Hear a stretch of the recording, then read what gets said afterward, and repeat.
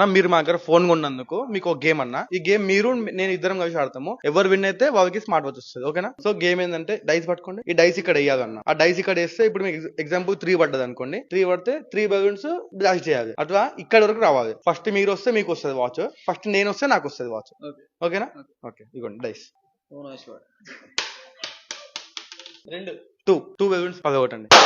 అదే ఒకటి ఇంకా ఇప్పుడు నేను వేస్తా. ఓకే 3. ఓకే సో నాకు 3 పడ్డది కదన్న. ఓకే మీ ఇష్టం, మీరు ఎవరైనా 3. నెక్స్ట్ మీకు 2 పడితేనే ఇది వస్తుంది. 3 పడ్డా రాదు మళ్ళా. 3. ఇప్పుడు 1 పడితే నాకు, 2 పడితే మీకు చేయండి. అటు అవుతుంది అన్న.